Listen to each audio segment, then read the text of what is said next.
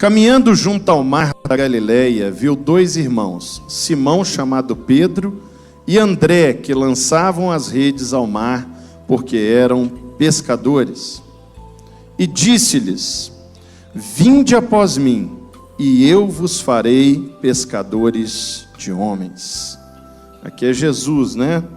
Versículo 19, vou repetir. E disse-lhes: vinde após mim, e eu vos farei pescadores de homens. Pai, essa é a tua palavra, Senhor. Que ela seja resposta, que ela seja renovo, que ela seja consolo, que ela seja exortação, que ela seja ensino, que ela seja reconciliação, que ela seja cura, que ela seja libertação, que ela seja salvação. Fala conosco mais uma vez essa noite, em teu nome, amém. Você pode se assentar. Queridos, todos nós temos um chamado de Jesus. Não existe uma pessoa sequer dentro desse auditório ou que esteja nos assistindo pela Rede Super que não tenha um chamado. Você tem uma combinação de dons, habilidades e peculiaridades que faz você um ser totalmente único no planeta Terra. Ninguém antes de você ou depois de você tem essa específica combinação. E você foi chamado para fazer algo específico, que tem a ver com algo grande. Mas muitas vezes nós fugimos desse chamado. Nós não queremos encará-lo. Muitas vezes por medo ou por dar à nossa vontade mais espaço que a vontade de Cristo, nós nos negamos a assumir o chamado que Deus nos deu. Muitas vezes nós não assumimos o nosso chamado simplesmente porque nós não sabemos qual é. E outras vezes porque nós temos dúvidas a respeito da natureza dele. E o que eu queria compartilhar com vocês essa noite é uma investigação bem objetiva a respeito da natureza do chamado de Cristo nas nossas vidas. Observando ele chamando alguém. Observando a chamada de Cristo àqueles discípulos que depois se tornariam apóstolos, homens que seriam poderosamente usados naquela geração. E como Deus fez na vida de Pedro e André, Ele quer fazer através da sua vida. Jesus não nos chamou para ser espectadores da manifestação da glória dele. Ele nos chamou para ser agentes dessa manifestação. Ele não nos chamou para ver acontecer a obra dele. Ele nos chamou para que façamos a obra dele. Ele não nos chamou para ver as bênçãos, mas para sermos abençoadores. Então não existe ninguém dentro desse auditório que tenha recebido apenas a tarefa de assistir uma reunião, uma tarefa de ser apenas um espectador, mas Deus tem para você algo. Você já deve ter ouvido muito profeta falar assim: Deus tem uma grande obra para a sua vida.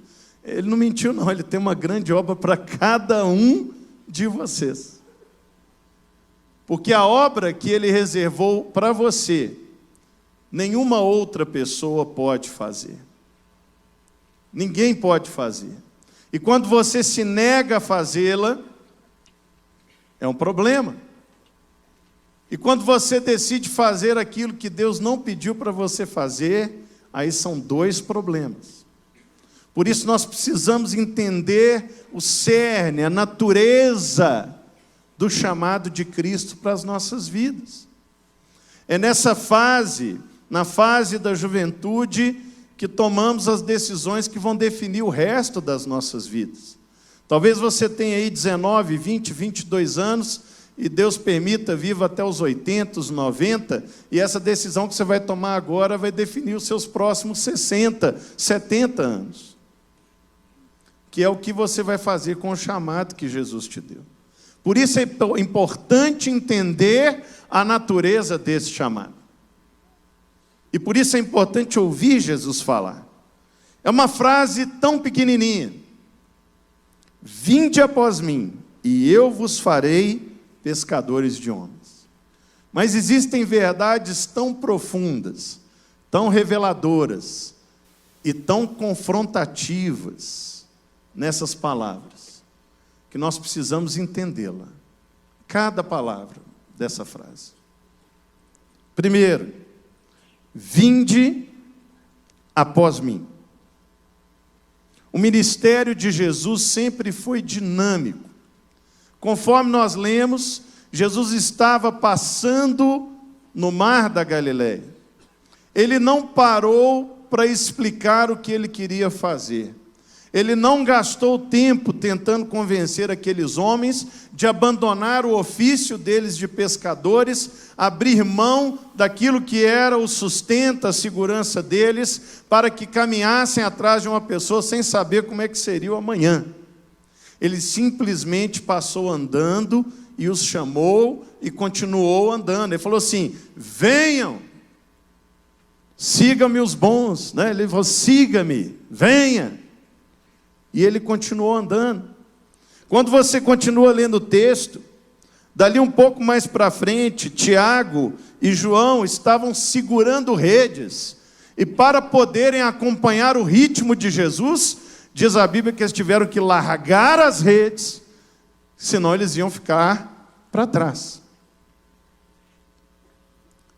Há um senso de urgência na obra. Há um senso de urgência. Jesus mesmo falou que durante a sua caminhada na terra, ele não tinha onde sequer encostar a cabeça. Há uma certa passagem que ele resolve atravessar o mar, na esperança de que no outro lado, ele e os discípulos teriam algum descanso. Mas diz a Bíblia que as pessoas foram andando pela margem, e quando ele chegou do outro lado, as pessoas estavam lá de novo. E ele teve que atender aquelas pessoas, teve que multiplicar pães para elas se alimentarem. Você não vê momento nenhum Jesus parado. Ele sempre está andando. Ele sempre está caminhando. Sempre está fazendo algo. É a urgência. É o tempo que não pode ser desperdiçado de jeito nenhum. E quando ele morre, ressuscita, aparece para várias pessoas, no final, quando ele está sendo assunto aos céus, o que ele fala com os discípulos? Ide. Ele começou com venham e terminou com vai. Quer dizer, eu estou subindo, mas vocês têm que continuar em movimento. É urgente. E, no entanto, diante de tanta urgência, muitas vezes eu ouço jovens dizer que não estão investindo no chamado de Deus para a vida deles, porque eles não têm tempo. Ah, Richard, eu não tenho tempo. Eu trabalho durante o dia, eu estudo à noite, de madrugada eu coloco as coisas em dia. Eu sou muito ocupado, eu não tenho tempo para fazer coisas de igreja, para participar de um grupo pequeno, para participar de um ministério. Olha, eu estou fazendo um favor para você, eu assisto um culto por semana, no YouTube. Um culto de meia hora. E aí você fica feliz com isso. Meus irmãos, o tempo não é muito uma questão de disponibilidade na vida do cristão. O tempo é uma questão de prioridade. Se você pegar, tem um aplicativo que mede o tempo que você gasta do seu dia com celular. Baixa ele um dia e deixa ele falar com você todo dia. O tanto de tempo que você desperdiça vendo foto de gato no Instagram. Vendo meme no Instagram. O tanto de tempo que você gasta no Netflix vendo bagulhos estranhos, aquelas séries que aparecem lá. Você se ocupa. Jesus mesmo nos alertou: buscai primeiro o reino de Deus e a sua justiça, e as outras coisas vos serão acrescentadas. Buscai primeiro, é prioridade. Se você colocar em primeiro lugar aquilo que Jesus estabeleceu para você no reino, certamente Ele vai cuidar do resto na sua vida. Não sou eu que estou falando, Ele falou isso. E talvez você olhando para mim e fale assim: para você, Richard, que é um pastor integral, que vive só em função, Michel, eles acham que a gente é ator, né? Você vive só em função da igreja. É fácil falar de prioridade, é fácil falar de tempo, mas, meus irmãos, eu só tenho como pastor integral 6 anos. Antes eu era pastor voluntário. Durante 20 anos da minha vida, eu servi voluntariamente na Igreja Batista da Lagoinha. Eu era professor de química, eu dava aula de química, sou químico de formação. E eu dava, em média, por ano, 55 aulas por semana. No ano que eu casei, eu dei 62 aulas por semana, para pagar a promissória da entrada do apartamento. Só quem é professor sabe o que significa dar 55 aulas por semana. O quanto que isso ocupa de tempo de sua semana. Só que o professor, ele não ocupa o tempo dele apenas em sala de aula. Ele precisa corrigir prova, ele precisa preparar a aula. Então, além dessas 55 horas dentro de sala, havia mais ou menos umas 30% disso fora de sala, corrigindo prova, montando prova e tudo mais. Fora o fato que eu era diretor de uma faculdade, então eu tinha que cuidar de coisa burocrática também. Mas, meus irmãos, eu sempre separei o melhor tempo do meu dia para Jesus. Quando eu encerrei o meu tempo como voluntário, eu cuidava de 2 ministérios na igreja e tinha 22 células como pastor voluntário. Eu cuidava do Ministério de Namorados e da Liga Universitária, da Igreja Batista da Lagoinha. Era muita gente. Só assim: Richard, como que você conseguia conciliar sua rotina de trabalho e cuidar de 2 ministérios, 22 células? Meu irmão, eu não sei. Deus multiplicava o tempo. Deus multiplicava a produtividade. Porque eu fiz a minha parte, eu coloquei Ele em primeiro lugar. E Ele não é homem para mentir, nem filho do homem para não cumprir o que prometeu. E quando Ele diz que se você colocar Ele em primeiro lugar, Ele cuida do resto, Ele vai cumprir essa palavra. Agora você precisa acreditar nessa palavra. Eu te desafio. Coloca Jesus em primeiro lugar essa semana. Eu sei que sua agenda é uma loucura, mas coloque Ele em primeiro lugar. Pega aquele tempo do celular e vai para o secreto. Pega aquele tempo do celular e procura o Lucas, procura o Michel, e fala assim: eu quero servir na igreja. Você vai se surpreender como que vai brotar tempo na sua vida, porque você trocou a disponibilidade pela prioridade. A urgência. Jesus está passando. Você não pode falar assim: não, espera aí, deixa eu pescar aqui que eu vou te seguir. Ele não vai parar, Ele está passando no mar da Galileia. Depois Jesus fala assim: e eu vos farei. Eu vos farei. Tem pessoas que o problema para assumir o chamado não é o tempo. Tempo elas até têm de sobra. Mas o problema é que elas falam assim: eu não estou pronto. Eu não estou pronto, Richard. Ah, Michel, quando eu terminar esse seminário, ou quando eu fizer o seminário teológico, quando eu fizer doutorado em santidade, aí eu vou estar pronto para atuar no trabalho ministerial e para servir a igreja. Ah, eu não estou preparado ainda. Eu não sou capaz. Eu não tenho condições de fazer isso. Isso exige um nível de experiência, de preparação, de capacidades incompatíveis comigo. E é por isso que eu não sirvo. É por isso que eu não me envolvo. Porque eu não me sinto digno, capaz de atuar nessa área da igreja.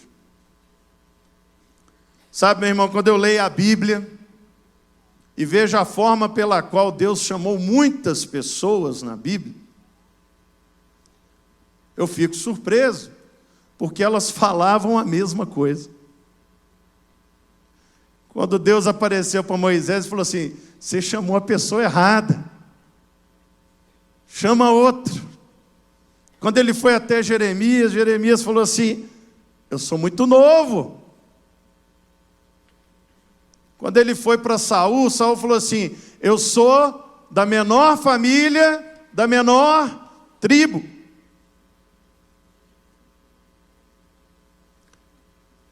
Jesus falou aqui: e eu vos farei. É Ele que nos capacita. É Ele que nos torna capazes.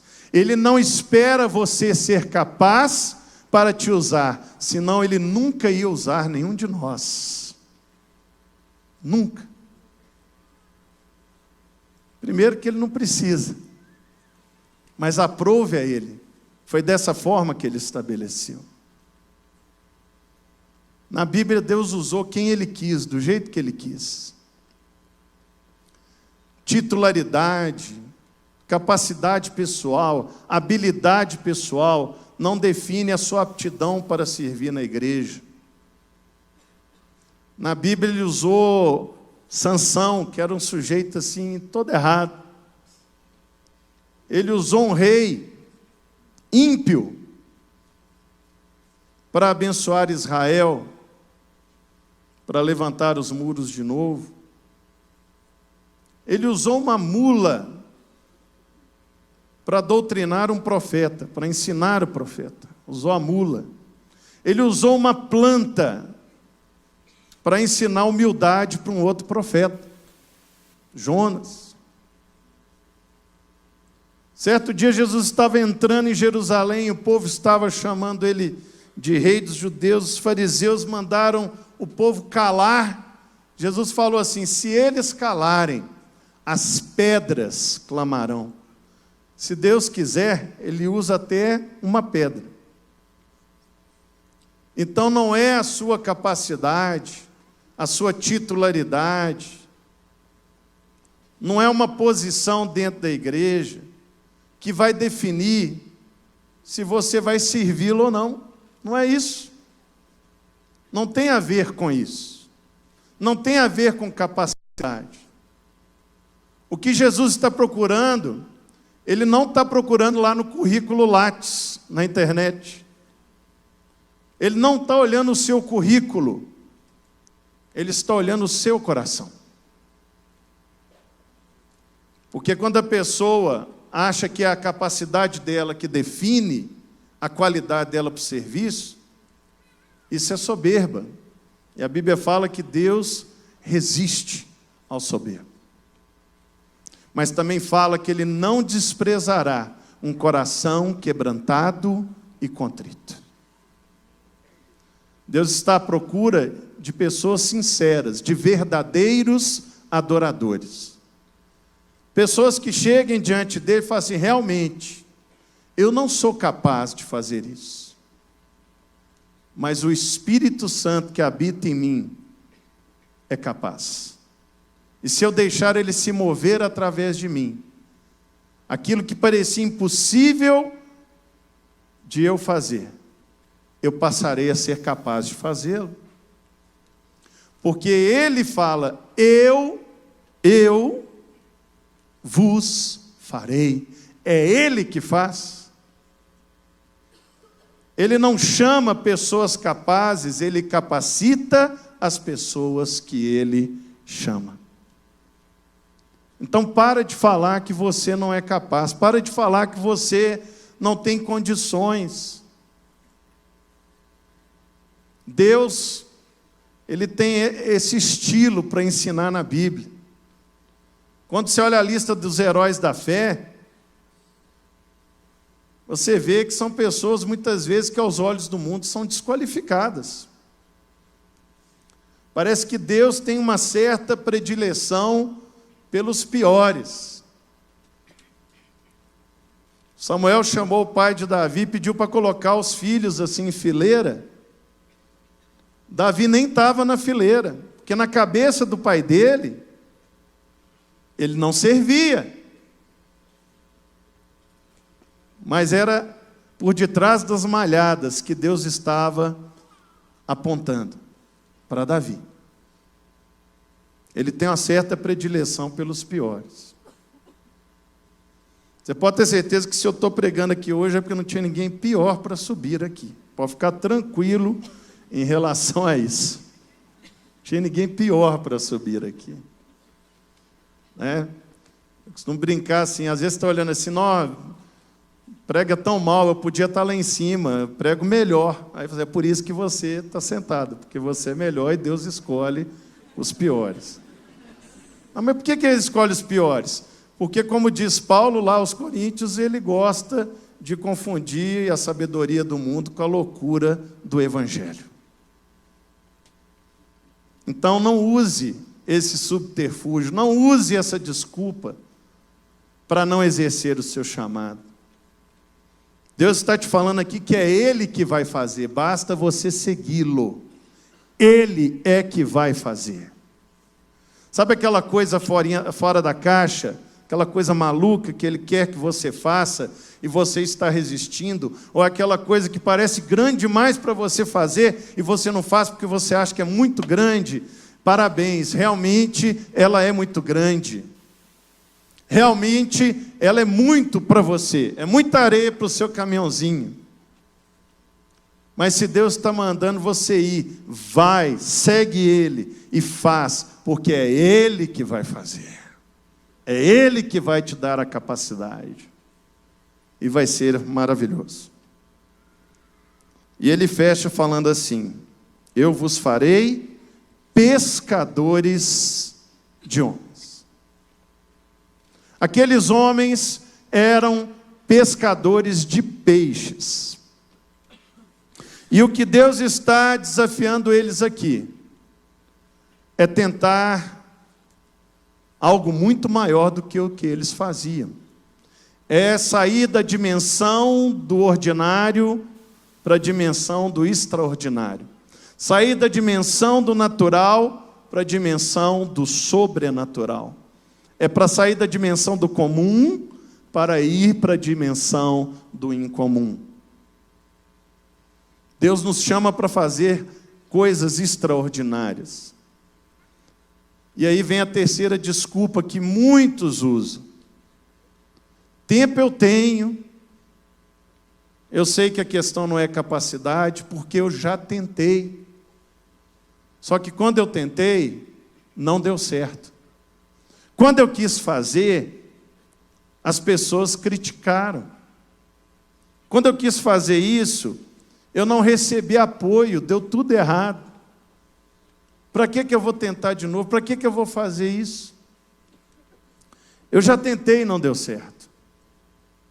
Aí é importante estabelecer a diferença entre perseverança e teimosia.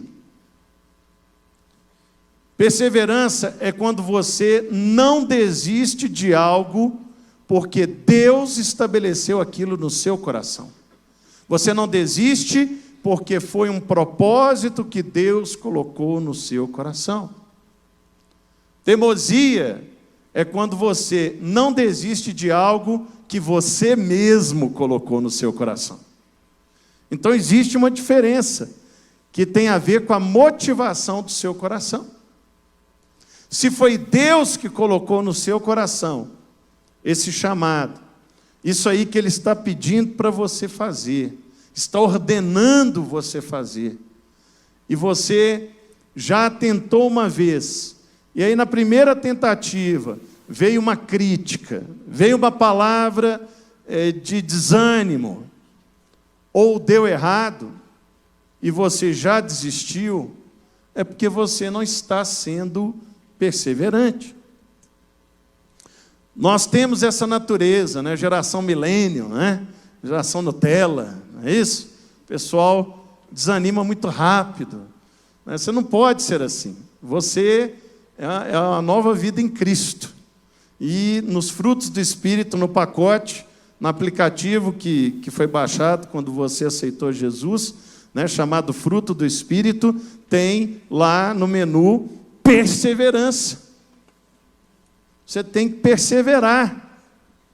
Você não pode desistir. Ai, mas isso que Deus está falando é grande demais. É uma loucura. Por isso que na primeira vez que eu tentei, não deu muito certo, eu já desisti. Mas quando a coisa é muito fora da caixa, quando você deixa de pescar peixe para pescar homem, nem sempre vai ser fácil. Nem sempre vai ser simples. Talvez o que você está sendo desafiado por Deus a fazer, ninguém nunca fez. E aí as pessoas, no primeiro momento, não vão entender. Você acha que quando Jesus chegou na terra, ele foi uma unanimidade? Porque ele começou a fazer coisas que ninguém fazia. Ele parou a tempestade. Os discípulos falaram assim, já vimos de tudo, isso aqui é inédito. Jesus foi perseguido, foi caluniado, foi incompreendido, falsamente acusado, injustamente morto. Quando nós somos desafiados a fazer algo fora do comum, como isso que Deus já falou com você, e talvez você já tenha tentado e não deu certo no primeiro momento, nós temos que perseverar, temos que ser mais resilientes, mais perseverantes, porque às vezes isso vai forjar o nosso caráter, vai nos ensinar a dar valor, vai nos ensinar a respeito da natureza divina, vai nos fazer crescer espiritualmente e vai abençoar um espectro muito maior de pessoas. Deixa eu dar um testemunho para vocês, para encorajá-los. Eu gosto muito de história em quadrinho. Tá? Nós estamos ao vivo aqui, é uma confissão de pecados ao vivo. Né? Gosto de história em quadrinho. Leio história em quadrinho desde os 3 anos de idade. Comecei lendo Turma da Mônica, era o que tinha na época, tá bom? Graças a Deus, que hoje tem umas coisas aí que é melhor nem comentar. E cresci com essa paixão. E, obviamente, que foi crescendo no meu coração o desejo de fazer uma revista em quadrinhos. Quando chegou o tempo, eu tomei a coragem e eu fiz uma revista em quadrinhos chamada Eclesiástico. Já teve até aqui na livraria, não sei se tem mais. Que era um mangá de batalha espiritual. Então era tudo assim que adolescente gosta. É um mangá que tem demônios, só que tinha um viés cristão, um viés ideológico, né? Está na moda, né? Tinha um viés ideológico à direita, né? Então, era um rapaz que ele enfrentava, né, espíritos malignos e tal, era coisa para adolescente. Desenhei de próprio punho, diagramei, coloquei os balões, botei nas páginas, peguei dinheiro do bolso, imprimi e fui para a maior convenção de história em quadrinho do Brasil, que é a Comic Con Experience, em São Paulo. Consegui uma mesa, sentei na mesa E na hora que eu vi aqueles outros 400 artistas feríssimos, né? Eu lá com a minha humilde revista em quadrinho preto e branco, com os meus traços cartunescos, eu falei assim, ninguém vai comprar esse troço, eu vou ter que distribuir de graça. E aí eu comecei a distribuir de graça. Mas era um material tão tosco que as pessoas não aceitavam nem de graça. Eu tive que começar a dar R$10 para quem pegasse. Enfim. Passou a convenção, tem um site de história em quadrinho muito respeitado, brasileiro, e eu sempre visito ele para ver reportagens, resenhas, e eu me surpreendi que uma semana após a convenção, num cantinho, na beiradinha, na página inicial, tinha a capa da minha revista. Me deu um frio na barriga, assim, uau! Aí assim, eu nem li o que estava escrito, eu cliquei, e aí explodiu assim a página, né? As 10 piores revistas em quadrinho da Comic Con Experience. As 10 piores. Eu estava lá no top The Best of the Rest, daquele site respeitadíssimo. E o crítico não poupou ali, foi cruel. E eu confesso que quando eu olhava para aquela tela de computador, passava aquele filme do tempo que eu investi naquilo, e falava assim, nossa, Deus. O primeiro pensamento foi esse, eu perdi o meu tempo, eu não sou capaz, porque era o que estava falando a matéria, que eu não era capaz de fazer aquilo. E o terceiro pensamento foi justamente que eu não ia fazer mais nunca. Vê os três, ó. Eu estou falando aqui o oposto do que eu acabei de pregar, vocês entenderam? Perdi o meu tempo, né? Eu não sou capaz de fazer isso, e eu não vou fazer mais. Mas foi aquele minuto que a carne gritou. Mas aí no minuto seguinte, eu lembro até hoje, eu ajoelhei em frente à tela do computador e falei assim, Senhor, eu tenho certeza que isso não veio do meu coração. Então eu quero agradecer a oportunidade que o Senhor me deu de ter feito isso. E se o Senhor me permitir ter outras oportunidades, eu vou fazer. Eu não vou desistir. Passou uma semana, eu recebi uma ligação de São Paulo. Que moça ali, ó, fica de pé aí, ó. Simval Filho, esse rapaz simpático aí, um pouco acima do peso, mas uma benção, né? O Simval, ele é um dos responsáveis e o editor executivo da 100% Cristão, que é uma editora especializada em cultura pop, cultura geek cristã. Então, eles têm mais de 80 títulos de história em quadrinho cristão, especificamente cristão. Mas até aquele ponto, eles investiam mais em licenciamento. Eles pegavam material dos Estados Unidos, traduziam e disponibilizavam. E aí o Simval me ligou e falou assim, eu sou um daqueles que pagou R$10, ganhou R$10 quando pegou sua revista, e nós vimos muito potencial no material. A gente queria conversar com você. Conversamos, trouxemos um desenhista muito talentoso, que é lá da Lagoinha também, o pastor Igor Sicarini. Ele desenha até hoje para DC Comics, ele é um desenhista profissional, faz mangá para a China, é um cara muito fera. E ele então redesenhou a revista. E nós relançamos a revista.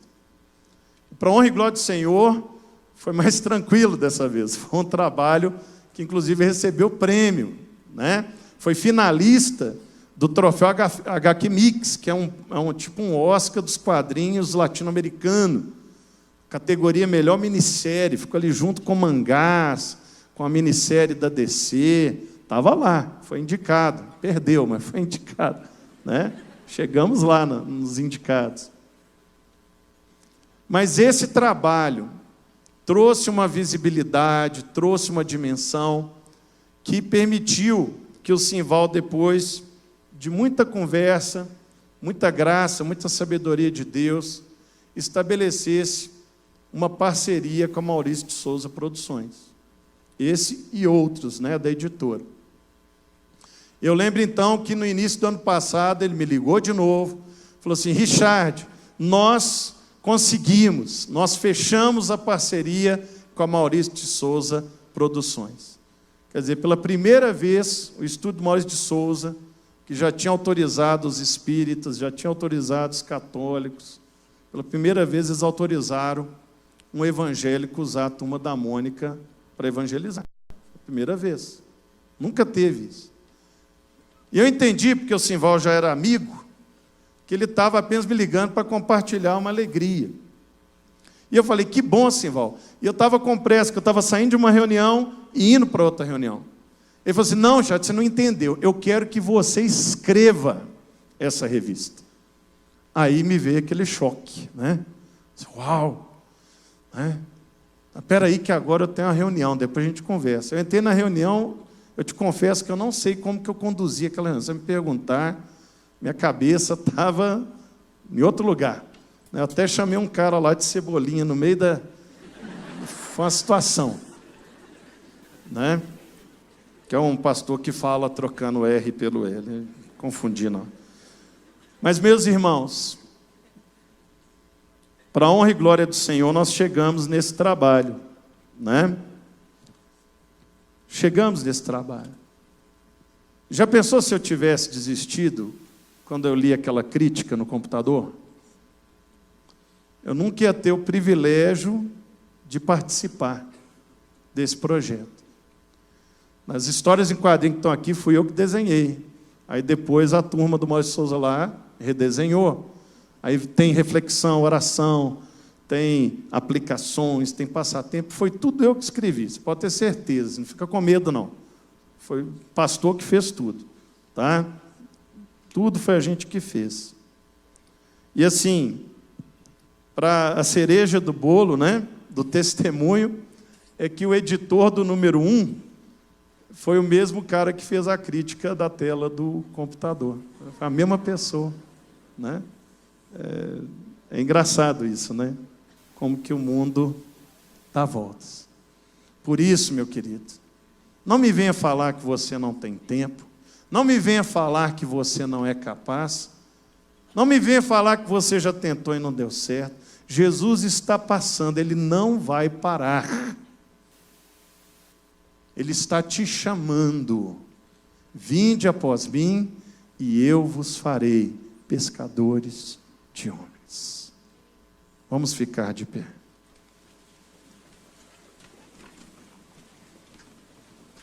Eu não sei qual é o seu chamado, eu sei que você tem, mas eu não sei qual é.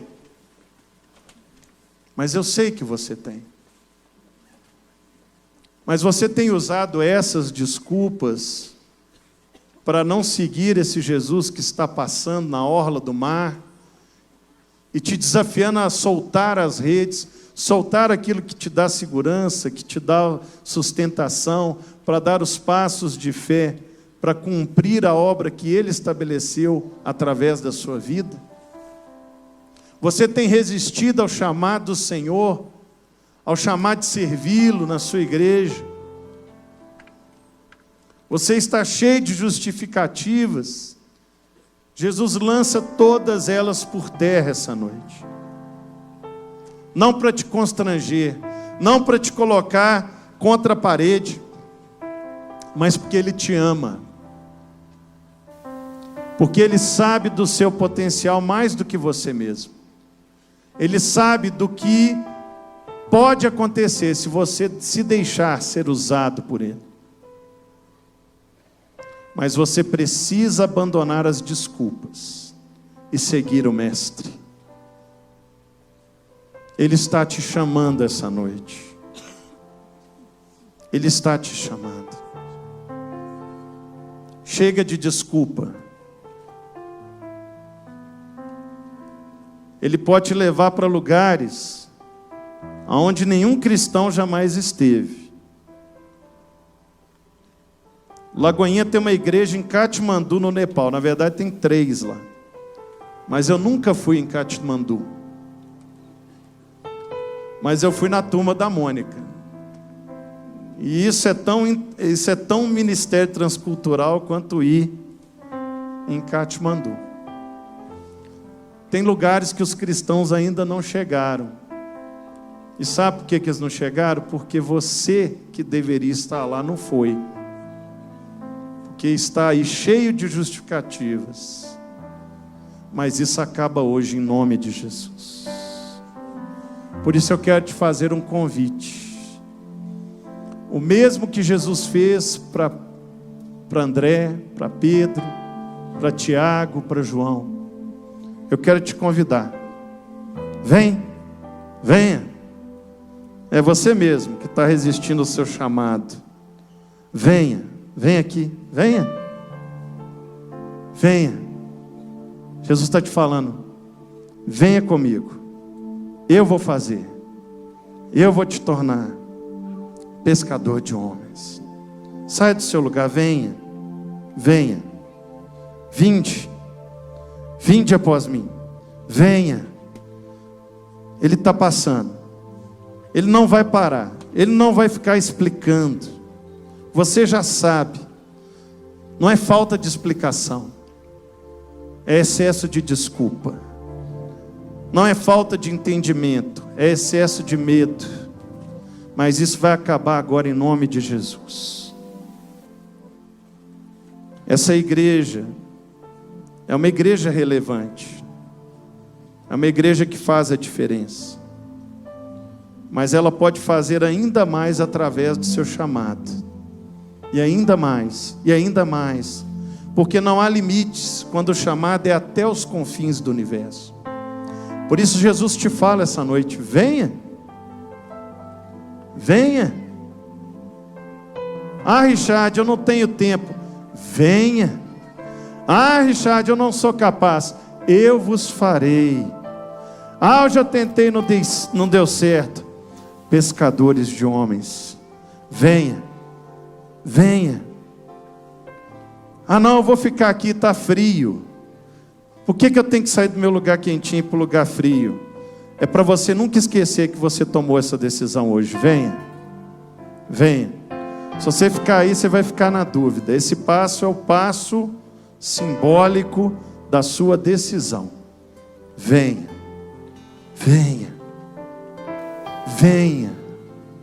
Não resista. É você mesmo. Sou eu? É você. Venha. Mas você não sabe como é que eu estou. Jesus sabe e Ele está falando. Venha. Já você não sabe como é que é a minha agenda. Eu não sei, mas Jesus sabe e é Ele que está falando. Venha.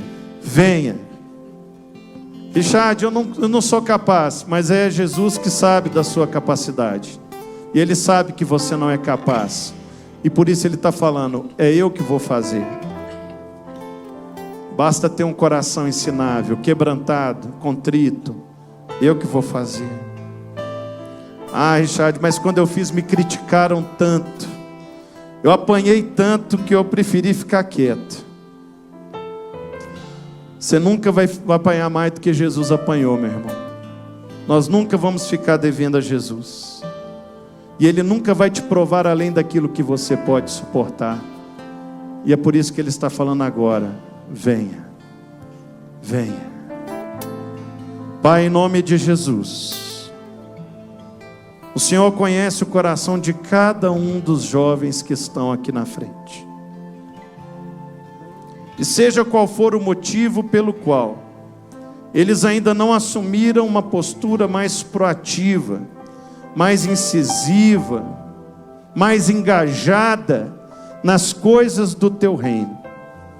Hoje eles se colocam diante do Senhor. Dê a eles a noção clara da prioridade em Cristo, para que o tempo jamais seja uma desculpa. Mostre para eles que é através da nossa fraqueza que a Tua força se manifesta. É através da loucura do Evangelho que a Tua sabedoria se manifesta. Mostra para eles que o Senhor não está preocupado com a capacidade deles, e sim com o coração. e sim com o coração. E aqueles que os sonhos e os projetos morreram, porque algo não deu certo, porque a crítica foi muito dura, ressuscita esses sonhos agora em nome de Jesus. Restaura esses projetos agora em nome de Jesus. Dê eles a perseverança que faltou, dê eles a resiliência que faltou naquele momento, dê eles a mesma força que o Senhor me deu naquele dia, em que pensei em desistir de algo que foi tão maravilhoso depois. O mesmo Espírito está em mim, está neles, estava em João, em Tiago, em Pedro, em André, homens simples, homens tão limitados, mas que por se colocarem dispostos, por terem largado as redes e seguido o Mestre, foram poderosamente usados, e suas ações reverberam até hoje nas nossas vidas. Que essa graça maravilhosa seja com cada um deles, em nome de Jesus. Amém. Amém. Dá um abraço nesse irmão aí, volta na certeza de que esse chamado a partir de hoje vai acontecer, em nome de Jesus. Amém.